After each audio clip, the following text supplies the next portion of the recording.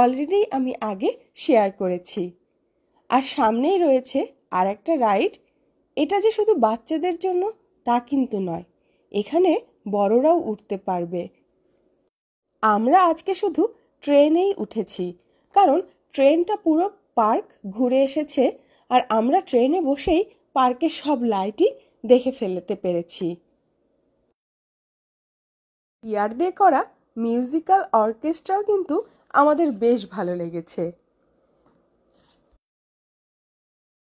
ট্রেনের রাইড শেষে আমরা চলে এসেছি এই মাঠের লাইটিং দেখতে।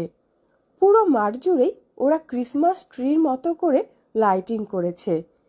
একটি হলো বড় আর বাকিগুলো একটু ছোট ছোট। ক্রিসমাসের টাইমে এই লাইটিংগুলো দেখতে আমাদের খুবই ভালো লাগে। আর রিশানও যেহেতু এবছর একটু বড় হয়েছে,